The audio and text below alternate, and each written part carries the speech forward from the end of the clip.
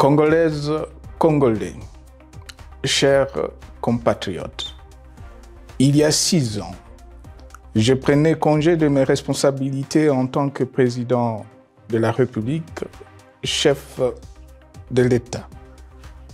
Et fait inédit dans notre pays, en près de 60 ans d'indépendance. J'ai passé pacifiquement la main à un nouveau chef d'État.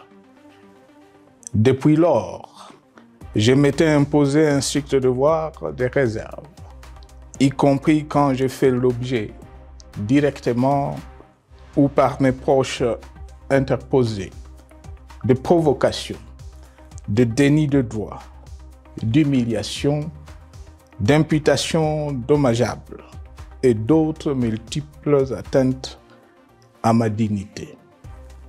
D'abord, parce que je suis convaincu que le temps est le meilleur allié de la vérité, un antidote lent mais puissant contre le venin du mensonge et de la délation. Mais aussi et surtout, parce qu'agir autrement aurait fait le jeu de ceux qui, par cette campagne odieuse, cherchaient à détourner l'attention de notre peuple de leur incapacité, aujourd'hui avérée, à répondre à ses attentes et aspirations. J'ai enfin décidé de briser ce long silence, de sortir de ma réserve et de m'adresser à vous parce que l'enjeu est de taille. Il est même existentiel. Non pas pour ma famille politique ou biologique, moins encore pour ma modeste personne, mais plutôt pour la nation congolaise et pour l'avenir de notre cher et beau pays.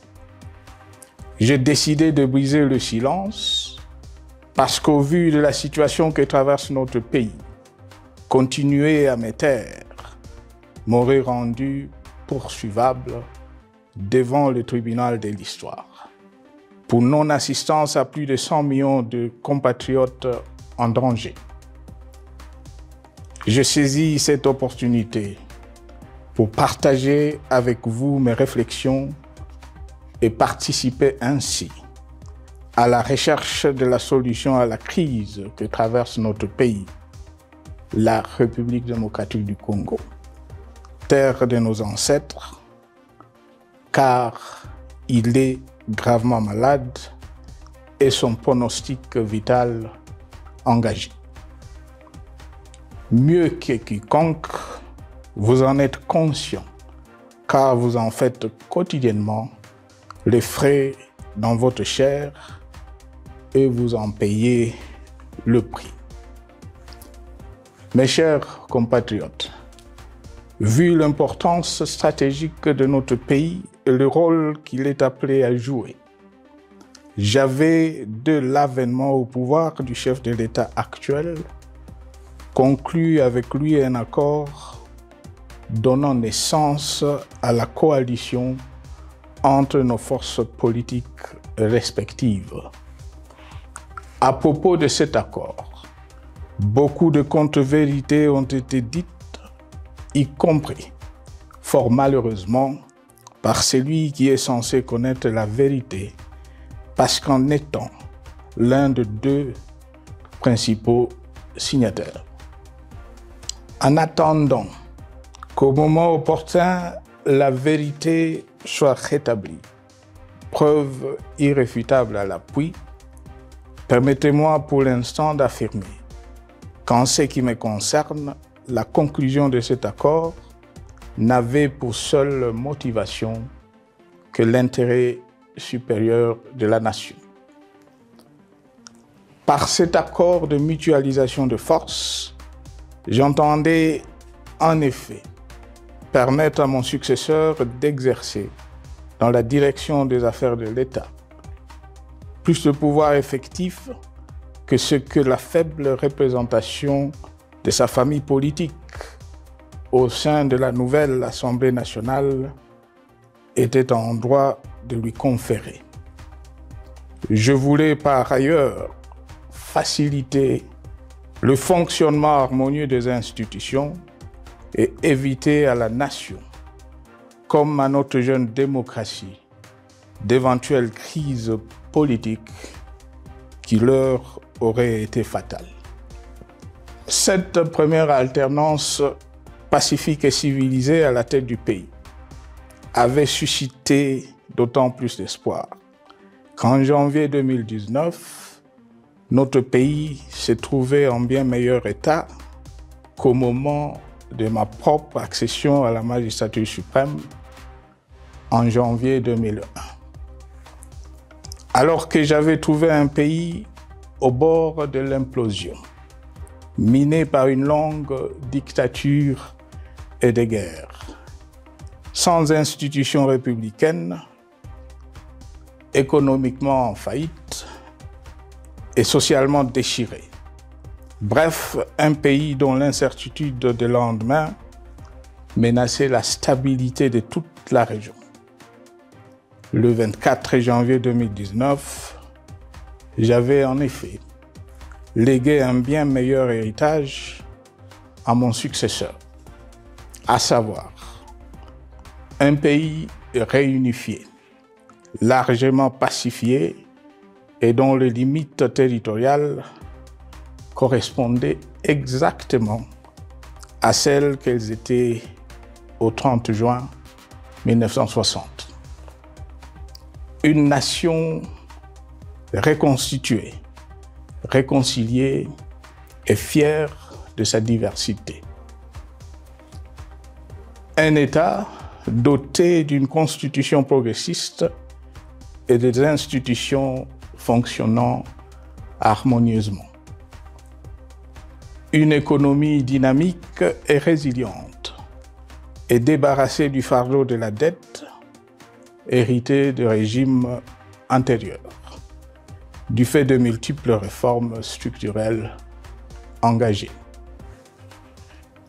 Une armée nationale républicaine de plus en plus professionnelle et capable de relever le défi de la défense de l'intégrité du territoire national.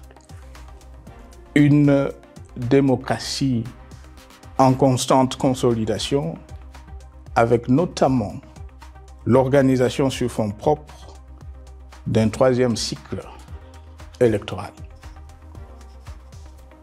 Le cœur serré, je constate qu'à peine 6 ans après, ce bel héritage en indivision, légué à l'ensemble de notre peuple, a été complètement dilapidé par celui qui en avait reçu la garde.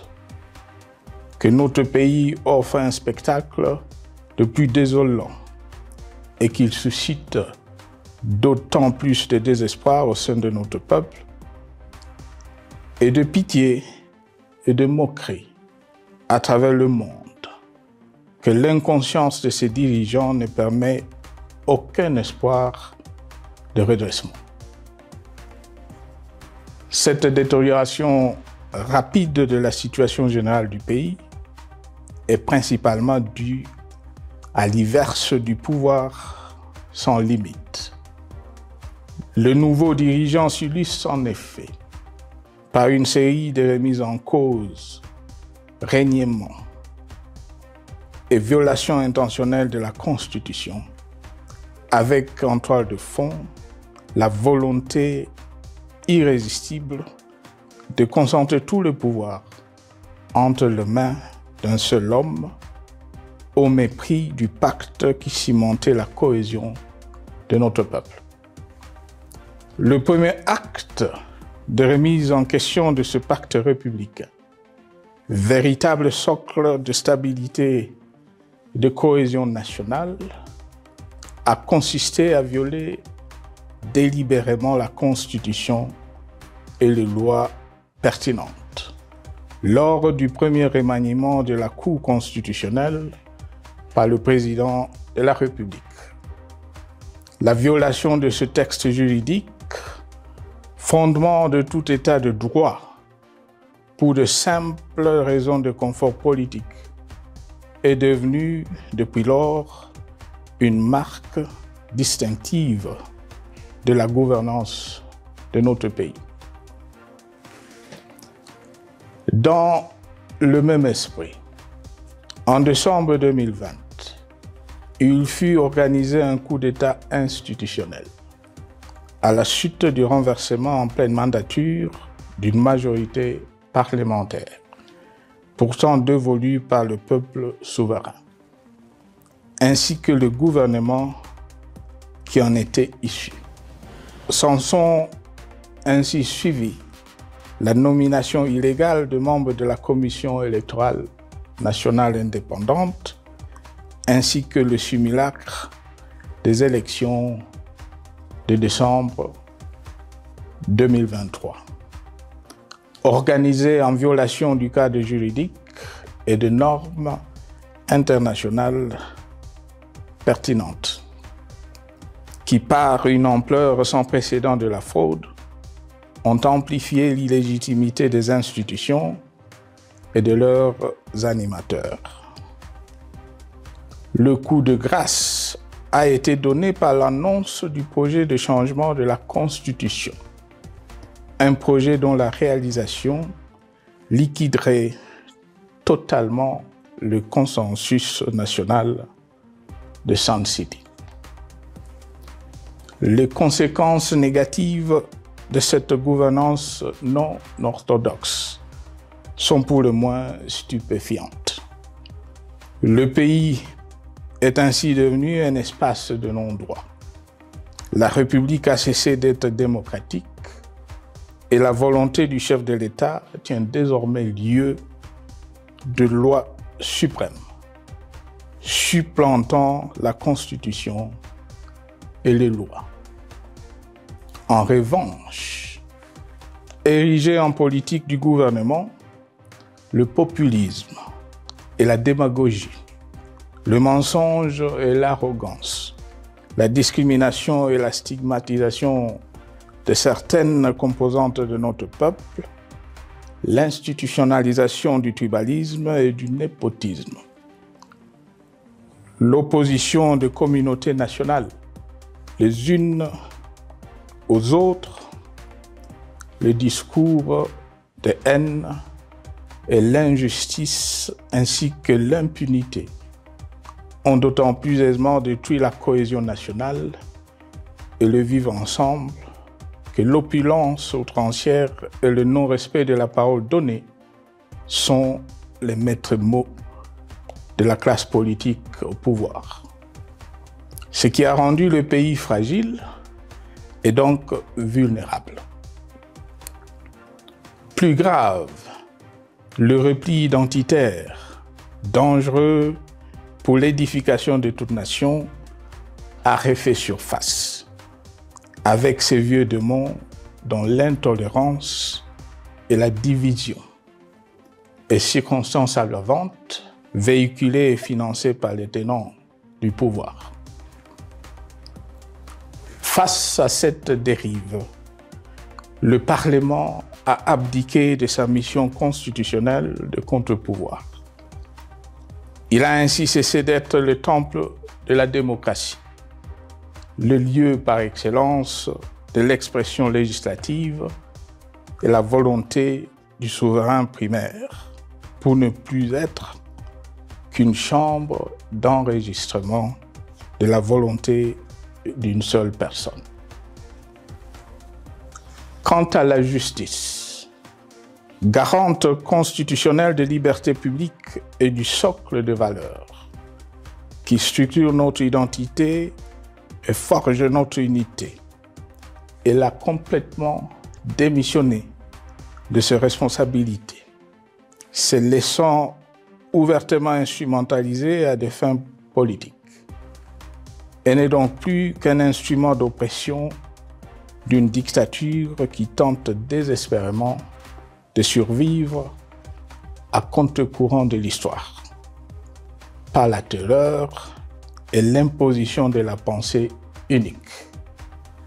Rôle peu louable qu'elle partage avec les milices tribales ainsi que la police et le service de renseignement, eux aussi détournés de leur noble mission de protection des citoyens et de sécurisation de l'État.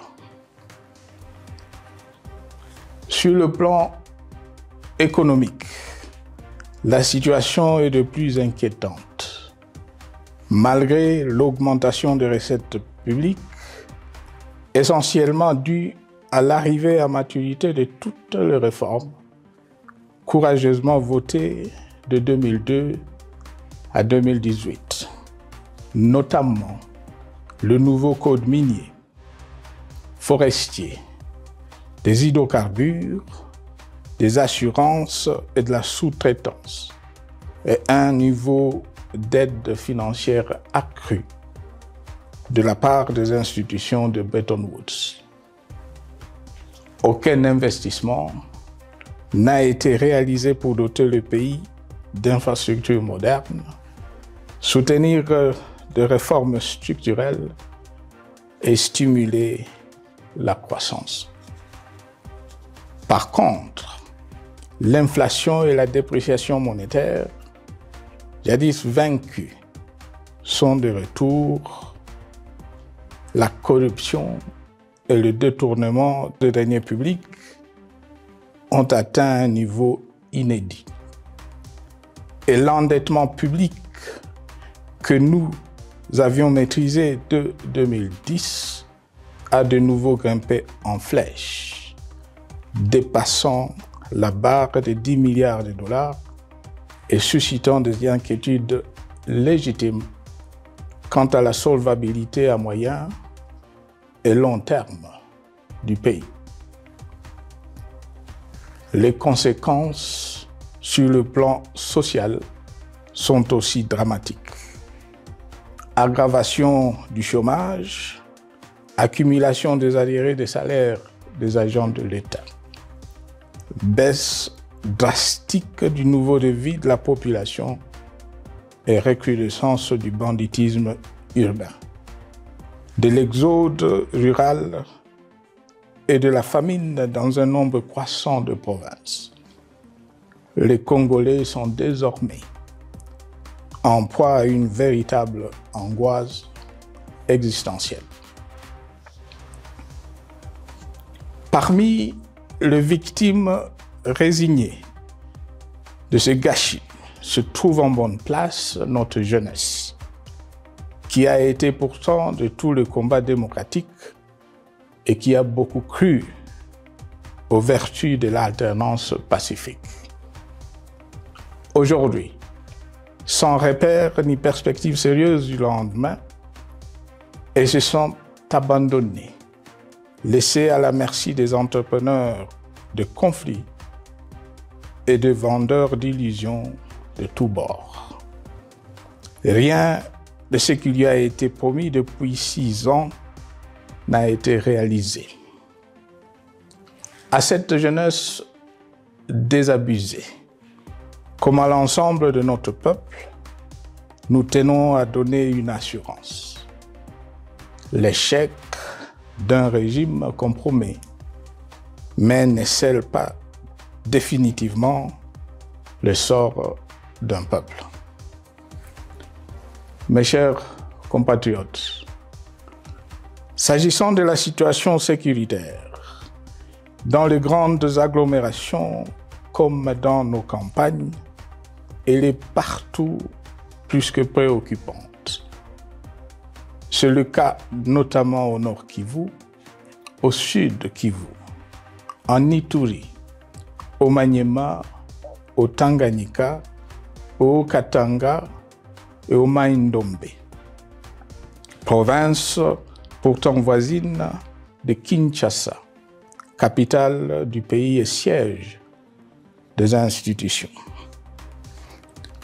Le sang de nos compatriotes civils et militaires, valeureux officiers et soldats des rangs, mais aussi députés, éminents membres de la société civile ou de partis politiques, a ainsi abondamment et gratuitement coulé.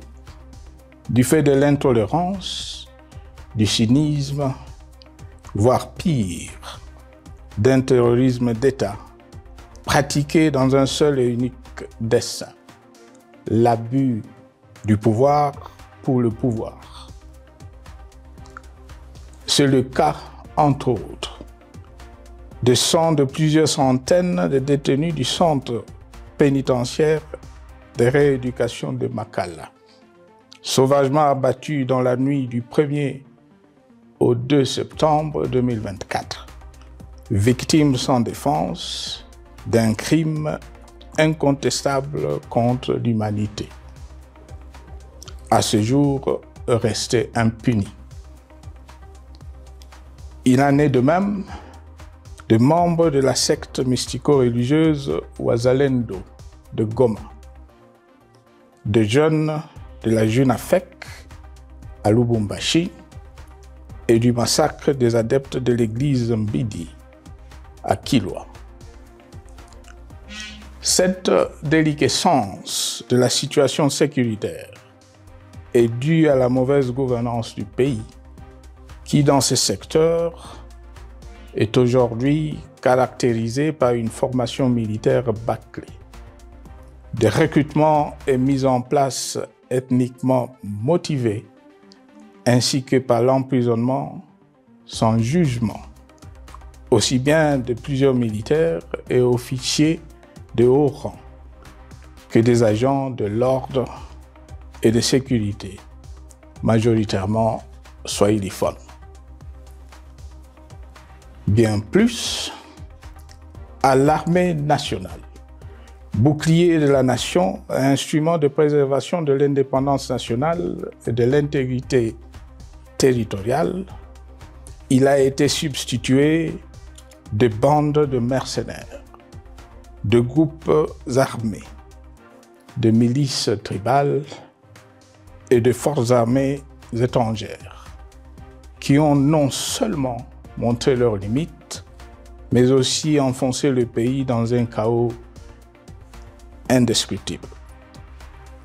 L'État a ainsi perdu le monopole de la violence légitime en sous-traitant aux groupes armés, autrefois maîtrisés, le maintien de l'ordre public et de la tranquillité nationale. Et comme si cela ne suffisait pas, l'armée nationale est vilipendée, conspuée et tournée en dérision par les autorités qui n'assument jamais rien alors qu'elles sont censées veiller à sa consolidation et à sa respectabilité. Pour les avoir formés, commandés et conduits au front, je connais nos soldats. Bouc émissaire aujourd'hui de toutes les contre-performances enregistrées sur les champs de bataille, ils ne sont pourtant pas intrinsèquement moins bons, moins nationalistes et moins loyaux. Ce qui a changé entre-temps, c'est la qualité du commandement et de leur prise en charge. Au niveau régional, le gouvernement a levé l'option désastreuse de se détourner de deux principaux instruments internationaux qui étaient à la base de l'architecture régionale de paix et de sécurité, laquelle avait permis la stabilité régionale que le président actuel avait trouvée lors de son accession au pouvoir, à savoir le pacte sur la sécurité, la stabilité et le développement dans la région de Grand Lac et l'accord cadre pour la paix, la sécurité et la coopération pour la République démocratique du Congo et la région. Plus grave encore, en faisant de forces négatives, les FDLR, ainsi que des centaines de groupes armés congolais, des supplétifs des forces armées de la République démocratique du Congo, le gouvernement a ouvert la voie à la régionalisation du conflit, avec des conséquences inévitables sur la stabilité de la région. Mes chers compatriotes, alors que sur le plan institutionnel, politique, économique et social, les fondamentaux avaient été établis et que le pays avait été placé sur la rampe de lancement, prêt à décoller. Nous voici, hélas, en un temps record, soit 6 ans, de nouveau à case de barre. Seul d'un État failli, divisé, désintégré, au bord de l'implosion, inscrit en bonne place au palmarès de pays pauvres, le plus corrompu et très endetté. En atteste tout le rapport tant du Conseil de sécurité des Nations Unies que ceux sur l'indice de développement humain et sur la pauvreté. La crise qui déchire notre pays est donc profonde et multidimensionnelle. Sa solution doit être nécessairement globale. Toute autre approche n'a donc aucune chance de conduire à une paix durable. Bien plus, le Congo est intemporel. Il n'appartient pas à tel ou tel régime politique. Ce dernier étant par définition rotatif et donc passager en démocratie. Il appartient plutôt au peuple congolais dans sa grande diversité. Ce qui est vrai du Congo l'est aussi des immenses ressources du sol et du sous-sol dont il regorge et qui sont essentielles à la croissance et au développement à l'échelle internationale. Que tous, au pays comme à travers le monde, en tiennent compte et qu'ils inscrivent leurs projets dans une perspective qui privilégie l'intérêt du Congo et des Congolais, plutôt que celui de ceux qui, à un moment ou à un autre, dirigent le pays. Cela étant, pour sauver le Congo, les griefs légitimes du peuple congolais contre le régime en place ne peuvent être éludés.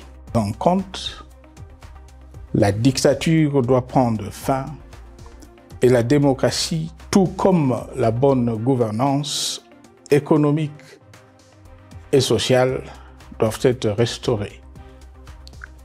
Car, comme en témoigne l'histoire, il ne peut y avoir de solutions sécuritaires définitives sans solution politique sincère. Sinon, il y aura de nouvelles vagues de convulsions politiques, de troubles à la paix, d'insécurité, d'instabilité institutionnelle, de conflits armés et de guerres civiles. Perspective qu'en toute responsabilité, nous, Congolais, ne pouvons plus nous permettre. Il est dès lors vital que les multiples initiatives de recherche de la paix, Luanda, Nairobi, EAC SADC, l'Union africaine, Doha et Washington, que nous accueillons favorablement, les considérant comme autant de signes de compassion et de solidarité à notre peuple, soient conscientes de cette exigence. Qu'elles accordent aux Congolais à la fois maîtres de leur destin et premières victimes de cette crise la place centrale qui leur revient de droit, aussi bien dans le diagnostic du mal dont souffre le pays que dans la prescription du traitement dont il a besoin pour en guérir définitivement.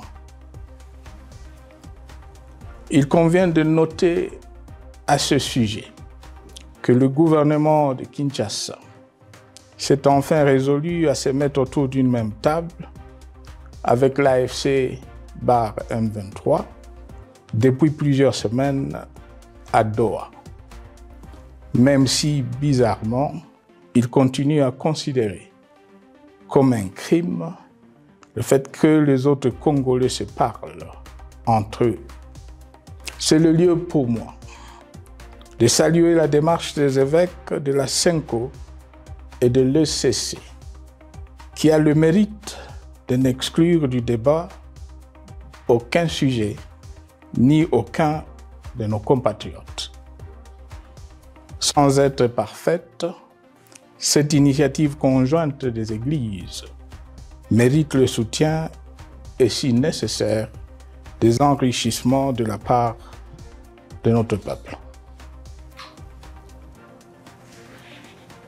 Mes chers compatriotes, une fois n'étant pas coutume, il convient de dénoncer la falsification de l'histoire par ceux dont le jeu pervers dans l'opposition naguère, comme aujourd'hui au pouvoir, a consisté et consiste encore à calomnier, à diffamer, à diaboliser et à diviser pour gagner et régner, à se défausser sur les autres ou en termes de vies humaines injustement brisées ou perdues.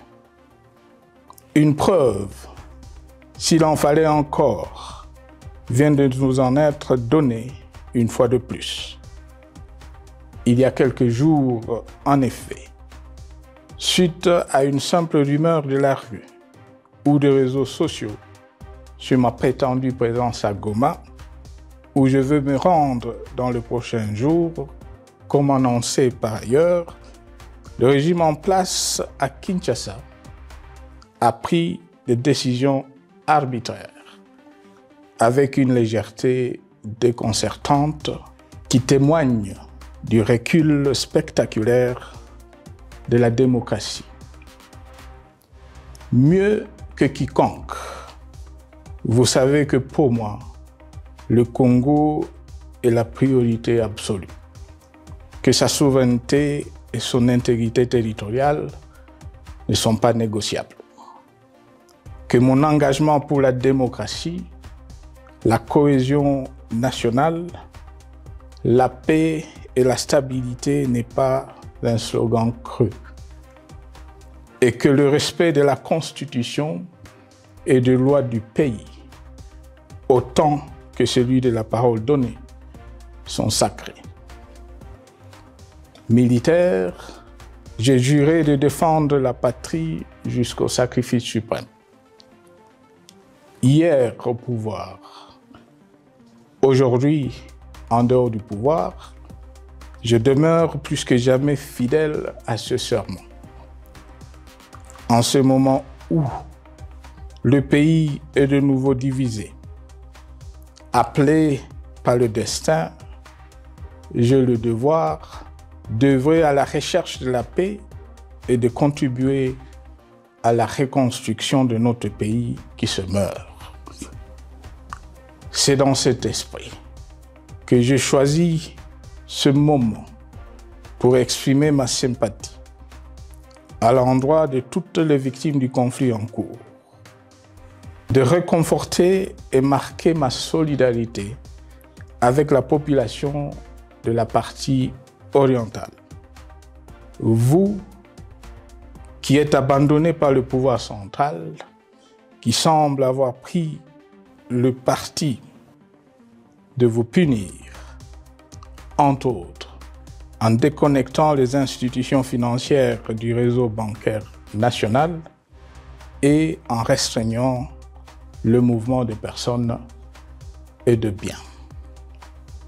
Ces décisions et bien d'autres vous asphyxient et rendent votre vie plus précaire que jamais.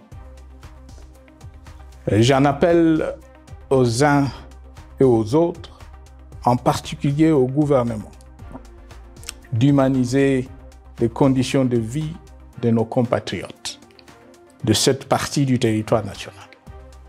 Ils ont droit à la vie, à la scolarisation de leurs enfants et aux autres conditions du bien-être. En entendant le rétablissement de l'autorité de l'État sur toute l'étendue du territoire national, j'invite les tenants du pouvoir à protéger la population. De même, l'armée, la justice, les autres structures en charge de l'ordre et de la sécurité doivent être véritablement au service de la population et répondre à ses aspirations. Mes chers compatriotes, de par mon expérience dans des situations similaires, le patriotisme et l'humanisme ont guidé le processus de règlement de conflits et ont porté de fruits dans le passé, aussi bien sur les champs de bataille que sur celui des négociations ou du dialogue. Notre pays avait été divisé de quasi-moitié pendant quelques années. La sagesse avait alors prévalu. Nous avions recollé le morceau et le pays a survécu dans son unité. C'est ainsi qu'après quelques années de réflexion sur la crise en cours, après avoir consulté des chefs d'État et des anciens chefs d'État de la région, ainsi que des acteurs politiques et sociaux, nationaux et étrangers, j'ai fait ce jour une proposition qui engage la nation tout entière à un sursaut patriotique pour un pacte citoyen afin de tirer le pays du gouffre. Le travail hardi qui s'impose à nous portera notamment sur les 12 points suivants. 1. Mettre fin à la dictature, mieux à la tyrannie. 2. 4. Restaurer la démocratie en revenant aux fondamentaux d'un véritable état de droit. 5. Rétablir les libertés fondamentales. 6. Réconcilier le Congolais et reconstruire la cohésion nationale. 7. Relancer le développement du pays par la mise en place d'une bonne gouvernance économique, une gestion administrative et financière orthodoxe et une répartition équitable des ressources nationales. 8. Relancer le dialogue sincère et permanent avec tout le pays voisin en vue de l'instauration de la paix et du développement durable dans la région. 9. Rétablir la crédibilité du pays auprès de partenaires au niveau tant régional, continental qu'international. 10. Neutraliser tous les groupes armés nationaux et étrangers et rapatrier ces derniers dans leur pays d'origine. 11.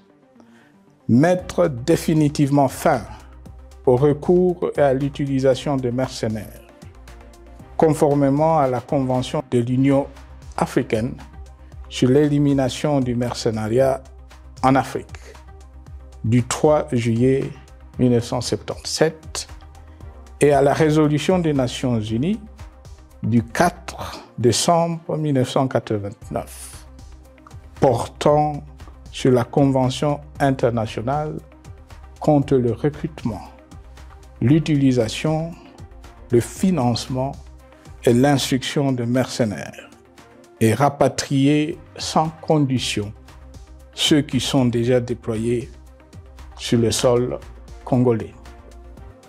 12. Ordonner le retrait sans délai de toutes les troupes étrangères du territoire national.